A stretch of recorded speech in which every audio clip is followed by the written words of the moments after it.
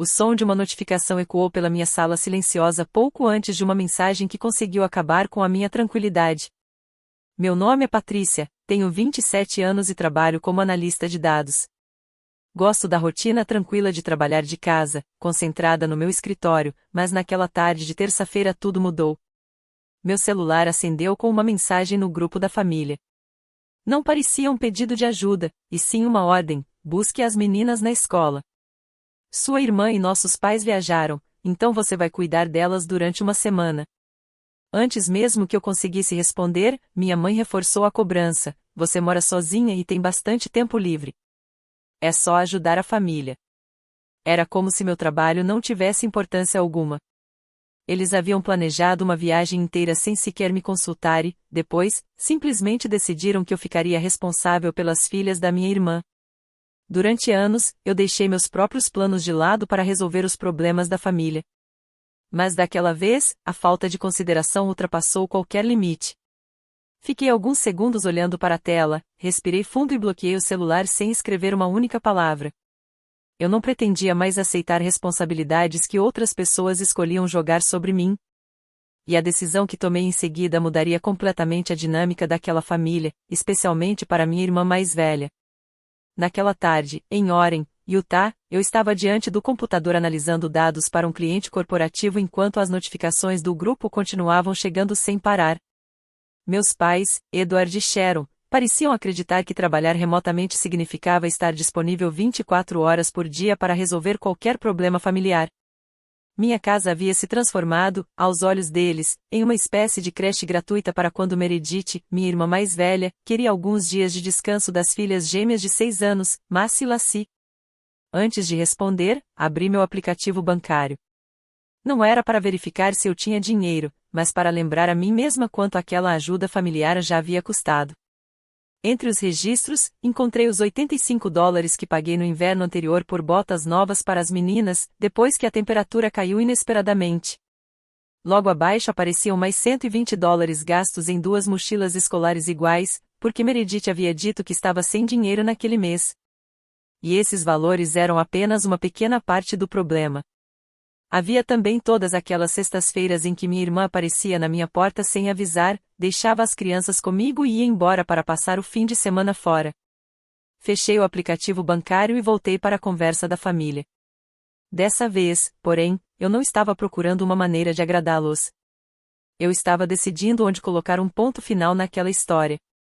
A ousadia de planejarem uma viagem sem sequer me consultar deixou claro que, dessa vez, ficar em silêncio e simplesmente aceitar não resolveria nada. Coloquei as mãos no teclado e comecei a escrever uma resposta objetiva, sem espaço para interpretações ou novas tentativas de negociação.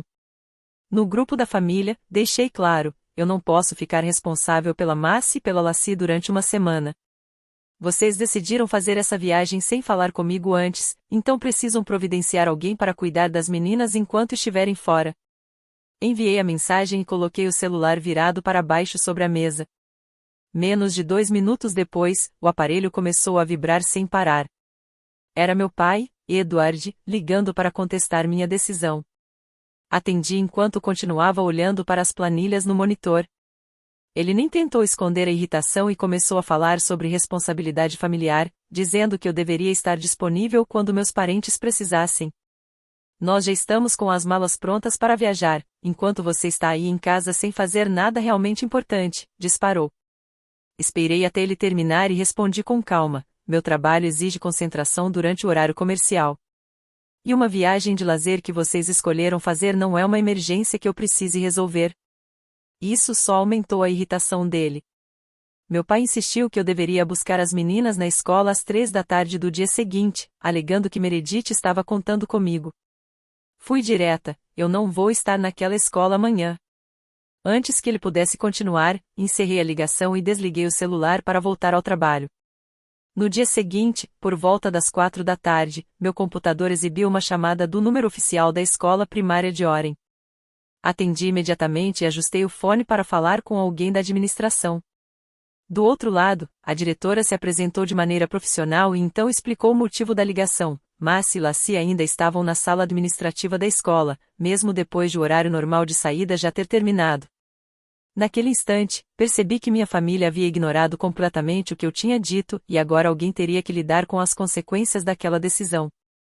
A diretora explicou que a equipe administrativa havia tentado falar com Meredith várias vezes durante a última hora, mas ninguém conseguirá contato.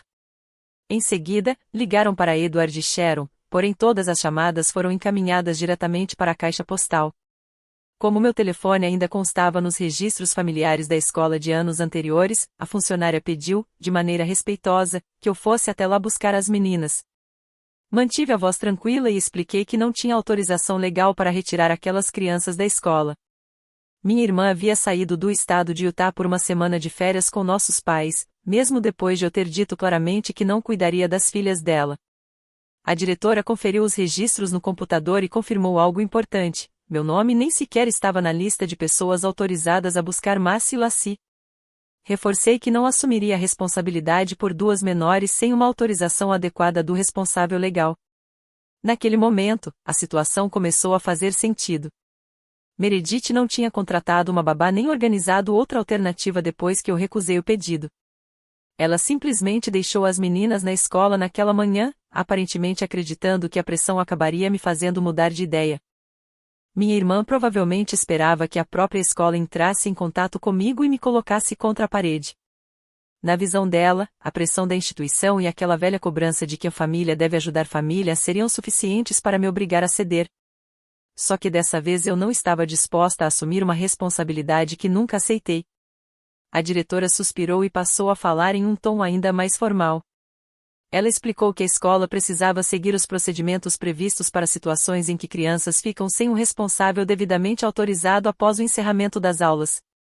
Como Meredith, a responsável pelas meninas, havia deixado o estado sem providenciar alguém que pudesse responder por elas, a escola não poderia simplesmente tratar aquilo como um atraso comum na hora da saída.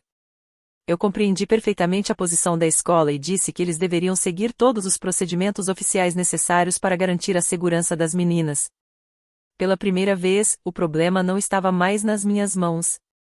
Meredith havia tomado uma decisão sem me consultar, ignorado minha resposta e agora teria que lidar com as consequências das próprias escolhas.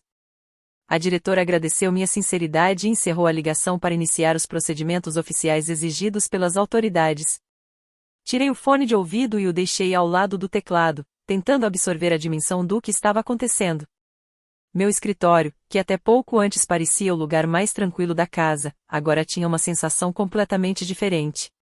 A situação familiar havia ultrapassado uma simples discussão e começava a envolver órgãos oficiais. Mesmo assim, me recusei a deixar que a culpa influenciasse minhas decisões. Meredith era a adulta responsável pelas meninas e havia escolhido viajar sem garantir quem cuidaria delas. Eu fiquei alguns minutos olhando para a parede, esperando o próximo acontecimento. Cerca de 45 minutos depois, meu celular tocou.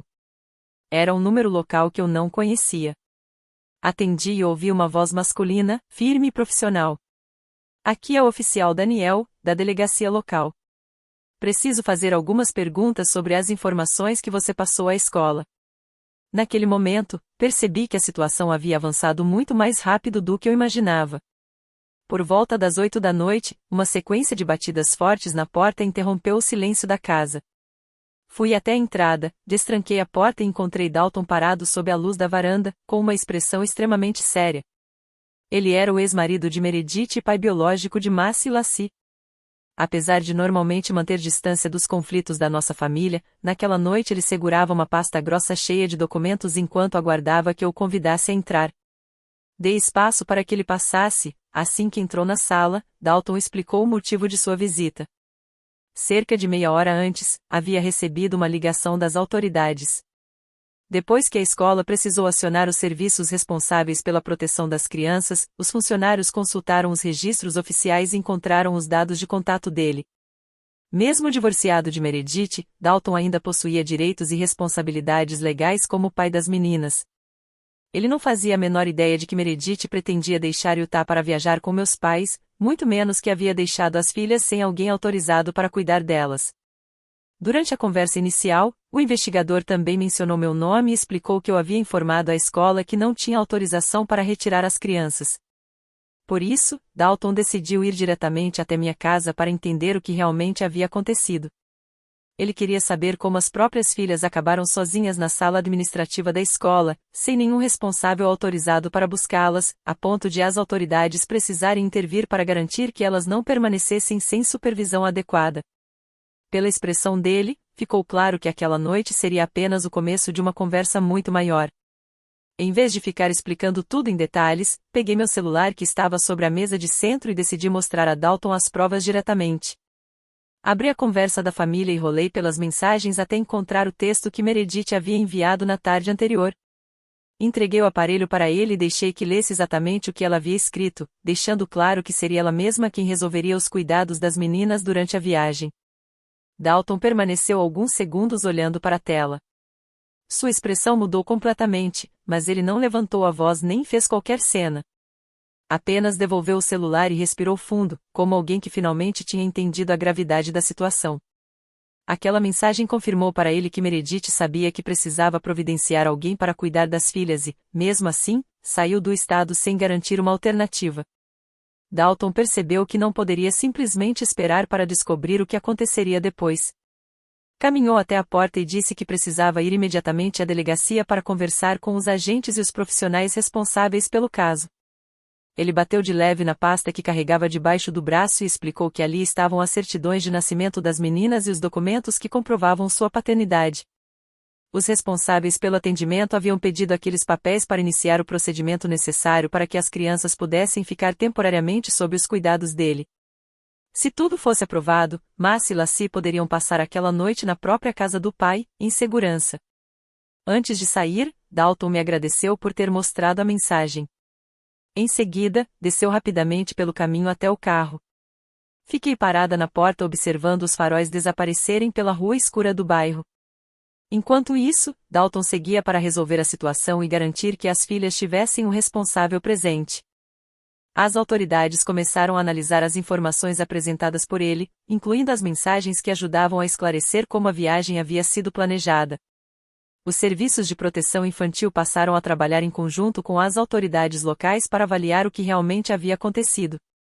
Pouco tempo depois, Meredith, Edward e Sharon foram oficialmente procurados para prestar esclarecimentos sobre a decisão de deixar as meninas sem um responsável previamente autorizado.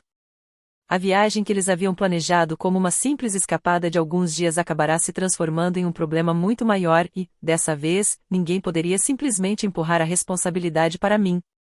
Eles já não podiam se esconder atrás dos planos da viagem nem fingir que nada havia acontecido. A situação tinha chegado às autoridades, e agora precisariam responder pelas próprias decisões. Na manhã seguinte, uma sequência de batidas fortes na minha porta ecoou pela casa. A viagem de luxo havia terminado antes do previsto. As pancadas continuaram até que finalmente fui até a entrada e destranquei a porta. Edward entrou na sala sem esperar que eu o convidasse. Sharon veio logo atrás, segurando a bolsa com força, enquanto Meredith apareceu por último, chorando. O retorno repentino dos três a Utah deixava claro que as autoridades haviam exigido que eles voltassem para prestar esclarecimentos. Edward começou imediatamente a falar sobre traição familiar, apontando para mim enquanto perguntava como eu conseguia dormir tranquila sabendo que as próprias netas haviam precisado ficar sob os cuidados das autoridades. Para ele, eu era a pessoa sem coração da história porque não tinha ido buscá-las pessoalmente. Sharon reforçou a acusação, dizendo que minha teimosia havia destruído a viagem e criado todo aquele problema. Ela cruzou os braços e repetiu que, quando se trata de família, todos deveriam estar dispostos a deixar os próprios planos de lado. Andava de um lado para o outro pela sala, exigindo que eu explicasse por que havia me recusado a cuidar das meninas. Meredith, por sua vez, desabou no sofá, escondendo o rosto entre as mãos enquanto chorava. Disse que as filhas haviam passado a noite longe de casa e então me acusou de ter abandonado minhas próprias sobrinhas apenas para defender uma questão de limites pessoais. Os três estavam diante de mim tentando colocar sobre meus ombros as consequências das próprias escolhas, como se eu devesse pedir desculpas por algo que não tinha feito. Permaneci em silêncio perto da entrada e deixei que terminassem de falar. O mais impressionante era que ninguém parecia realmente interessado em perguntar como as meninas estavam. A maior preocupação deles parecia ser o fim inesperado das férias. Quando os gritos começaram a diminuir, virei-me e fui até o balcão da cozinha pegar meu tablet. Desbloqueei a tela e procurei uma pasta específica na galeria de fotos. Depois de encontrar o arquivo que queria, voltei para a sala e coloquei o tablet sobre a mesa de centro, exatamente na frente de Meredith. Ela levantou os olhos para a tela, sem saber ainda o que eu estava prestes a mostrar. Naquele momento, eu finalmente tinha decidido deixar as provas falarem por mim. Toquei na tela uma vez e mostrei a primeira imagem, na qual aparecia a mensagem original de Meredith exigindo que eu cuidasse das meninas durante uma semana inteira. Depois deslizei para o lado e revelei a segunda captura de tela, mostrando minha resposta clara de que eu não poderia assumir aquela responsabilidade. Por fim, apresentei a terceira imagem, justamente a mensagem em que Meredith dizia que resolveria os cuidados das filhas por conta própria. Pedi que lessem tudo em voz alta, para que não restasse nenhuma dúvida sobre o que havia sido combinado antes da viagem. Também apontei para os horários registrados nas mensagens. As marcações mostravam que Meredith recebeu minha recusa antes de embarcar para fora do estado. Edward se inclinou para enxergar melhor a tela, mas sua postura agressiva foi desaparecendo à medida que ele lia cada linha. Sharon ficou parada, encarando as provas em silêncio. Meredith parou de chorar assim que percebeu que as próprias palavras estavam destruindo a versão que ela tentava apresentar naquele momento. Ela ainda tentou dizer que havia entendido minhas mensagens de outra maneira, mas o conteúdo estava ali, registrado e impossível de distorcer. Observei a expressão dos três mudar completamente. A indignação deu lugar ao choque, e depois veio um silêncio pesado. Sem precisar levantar a voz, as mensagens tinham respondido a todas as acusações que haviam feito contra mim. Olhei diretamente para Meredith e falei com tranquilidade: eu não abandonei suas filhas. Eu apenas me recusei a assumir uma responsabilidade que você decidiu colocar sobre mim. Depois disso, não precisei acrescentar mais nada. Mais tarde, naquela mesma tarde, Dalton voltou à minha casa carregando uma pasta grossa que havia sido preparada com a ajuda de seu advogado. Ele entrou na sala e colocou sobre a mesa de centro uma pilha de documentos financeiros. Segundo ele, eram registros bancários obtidos por meio dos procedimentos legais apropriados e que faziam parte da estratégia jurídica que estava sendo preparada. A equipe jurídica havia solicitado rapidamente aqueles documentos de diferentes instituições financeiras, aproveitando os mecanismos emergenciais disponíveis para esclarecer a situação envolvendo as crianças. Dalton explicou que aqueles registros poderiam revelar informações importantes sobre a maneira como Meredith vinha administrando determinadas despesas e responsabilidades familiares. Pela primeira vez, percebi que o problema estava deixando de ser apenas uma briga dentro da família. Havia documentos, autoridades e profissionais envolvidos, e cada decisão tomada durante aquela viagem começava a produzir consequências que ninguém poderia simplesmente ignorar. Dalton não levantou a voz nem fez acusações dramáticas. Abriu a pasta com calma e apontou para uma coluna destacada nos documentos. Ali estavam registrados os valores que ele transferia regularmente para Meredith como pensão destinada às filhas. Em seguida, mostrou os extratos correspondentes, indicando como aqueles recursos haviam sido utilizados. Os registros revelavam uma situação preocupante. Durante os 6 meses anteriores, apareciam compras de roupas em lojas caras, tratamentos em spas e diversas refeições em restaurantes sofisticados. O que mais chamava atenção era que algumas dessas despesas coincidiam com períodos em que Meredith dizia não ter dinheiro sequer para comprar itens básicos para as meninas. Eu me lembrei imediatamente das botas de inverno que havia comprado para Marcy e Lassie com meu próprio dinheiro. Dalton virou outra página e mostrou vários saques em dinheiro feitos justamente nos fins de semana em que Meredith alegava estar sem recursos para comprar mantimentos. Ele fez questão de esclarecer que aqueles documentos, sozinhos, não provavam automaticamente que cada centavo havia sido desviado de forma ilegal. Porém, segundo ele, os registros deixavam claro que parte do dinheiro destinado ao cuidado das meninas estava sendo usada de uma maneira que precisaria ser analisada judicialmente. Enquanto explicava tudo, Dalton disse que aqueles dados haviam mudado completamente sua visão sobre o incidente na escola. Para ele, deixar as crianças sem alguém responsável durante a viagem poderia não ter sido apenas um erro isolado de planejamento. Os documentos levantavam a possibilidade de existir um padrão mais amplo de prioridades equivocadas, no qual Meredith colocava gastos pessoais acima de necessidades básicas das filhas. Dalton acreditava que o histórico completo deveria ser apresentado ao tribunal para que fosse possível avaliar o ambiente em que as meninas estavam vivendo. Se uma análise oficial confirmasse que os recursos destinados às crianças estavam sendo administrados de maneira inadequada de forma recorrente, isso poderia influenciar futuras decisões sobre a guarda. Ele então organizou novamente os documentos, mantendo os registros em ordem cronológica, e guardou tudo dentro da pasta. Seu advogado já estava preparando o material para apresentá-lo ao juiz responsável pelo caso como parte das informações que seriam consideradas durante a investigação envolvendo a segurança e o bem-estar das meninas. A apresentação daqueles documentos faria o caso de guarda ultrapassar muito a questão inicial sobre quem deveria buscar as meninas na escola. A equipe jurídica pretendia usar os extratos para solicitar uma revisão formal dos pagamentos de pensão e de toda a administração dos recursos destinados às crianças. Dalton acreditava que levar aqueles registros ao tribunal seria essencial para impedir que a situação continuasse sem uma análise adequada. Eu permaneci em silêncio, olhando para a quantidade de documentos espalhados sobre a mesa.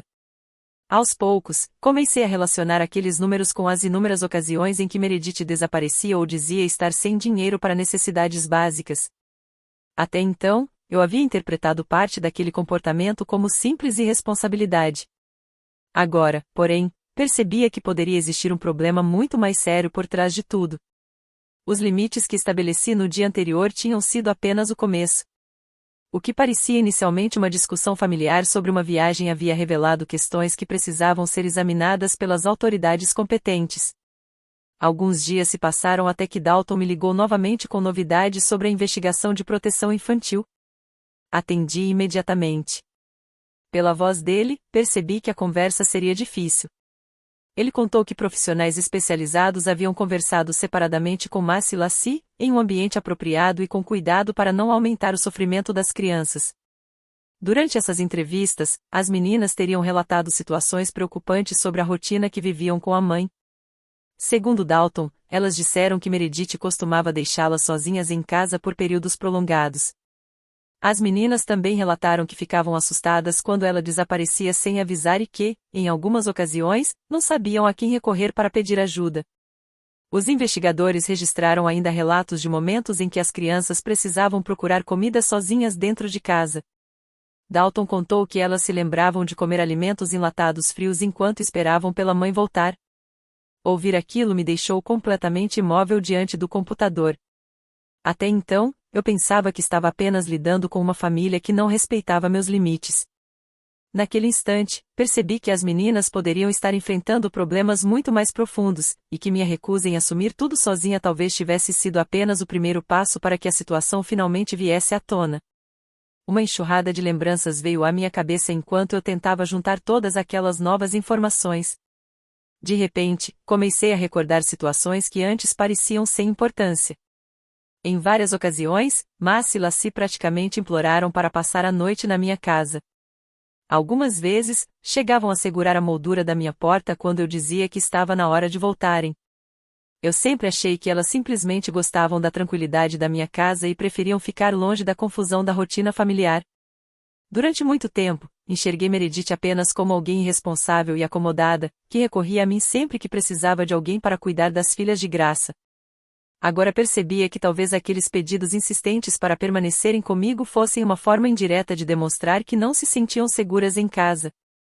A ideia de que eu poderia ter interpretado aqueles sinais de maneira tão errada me deixou profundamente abalada. Dalton interrompeu meus pensamentos e contou que os responsáveis pela proteção infantil haviam aberto oficialmente uma investigação sobre possíveis negligências envolvendo Meredith. Segundo ele, os relatos das meninas eram considerados suficientemente preocupantes para justificar uma avaliação judicial imediata das condições em que elas viviam. O advogado de Dalton também já havia protocolado os documentos necessários para pedir uma mudança permanente na guarda. A partir daquele momento, o caso entraria em uma análise formal, na qual todas as evidências seriam avaliadas pelas autoridades competentes. A possibilidade de perder a guarda das filhas fez Meredith perceber que a situação tinha chegado muito além de uma simples discussão familiar.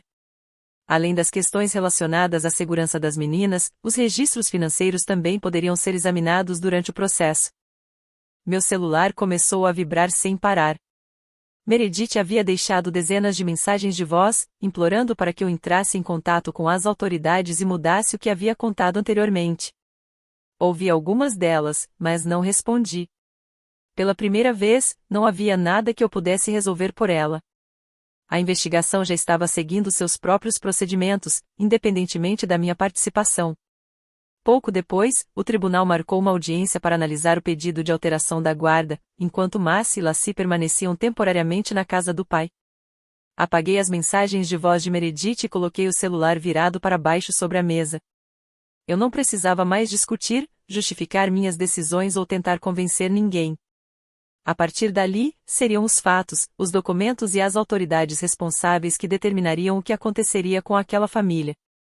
Respirei fundo, aliviada por saber que Marcy e Lacey finalmente estavam em um ambiente mais seguro e longe daquela situação que vinha se repetindo havia tanto tempo. A audiência que se aproximava definiria como seria a vida das meninas dali em diante. Para mim, tudo aquilo também serviu como um lembrete doloroso de que eu havia permitido, durante anos, que Meredith ultrapassasse meus limites. Por isso, decidi continuar firme na nova postura que havia adotado. Voltei minha atenção para o trabalho e tentei não me envolver mais no caos que estava acontecendo ao redor dela. 4 semanas depois, chegou o dia da audiência no Tribunal de Família de Utah. Dalton compareceu acompanhado de seu advogado e apresentou o conjunto de documentos reunidos durante a investigação.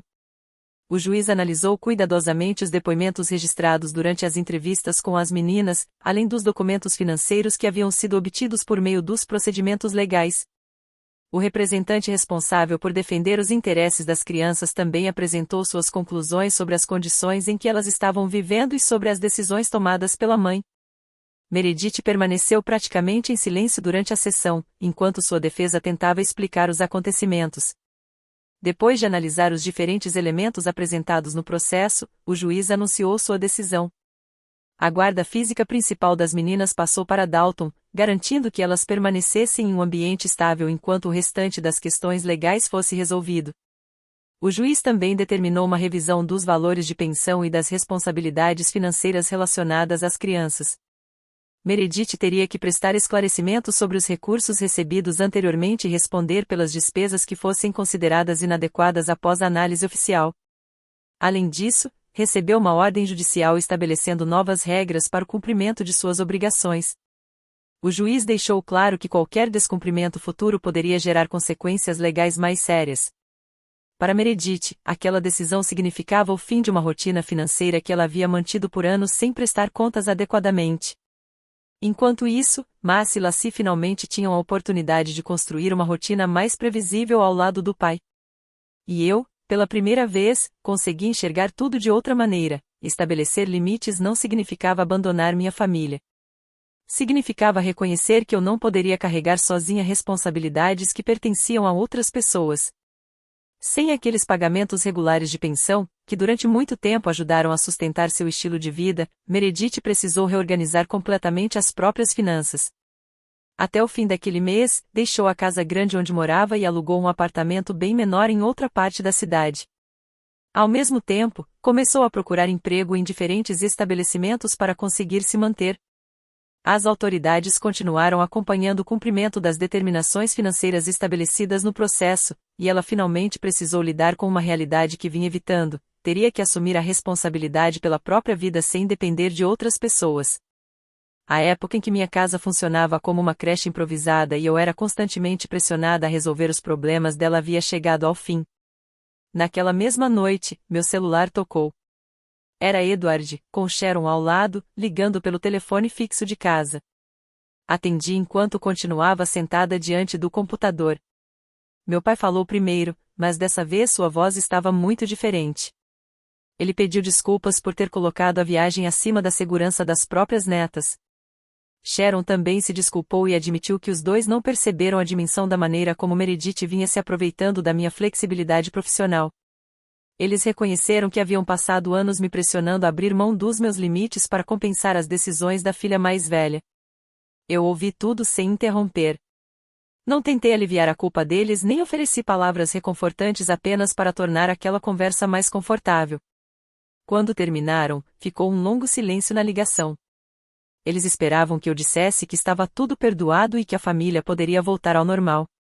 Olhei para o monitor iluminando meu escritório escuro e respondi com calma: eu aceito o pedido de desculpas. Mas não vou voltar a viver como antes. Depois encerrei a ligação. Abri as configurações do celular e bloqueei os números dos meus pais e da minha irmã. Em seguida, fui até a porta da frente e tranquei o ferrolho. Voltei para minha mesa, abri uma nova planilha e retomei o trabalho. Pela primeira vez em muito tempo, minha casa voltou a ser apenas meu espaço de paz e concentração. Eu finalmente tinha entendido que colocar limites não era uma forma de punir minha família. Era uma maneira de proteger minha própria vida e decidir, por mim mesma, quais responsabilidades eu estava disposta a assumir.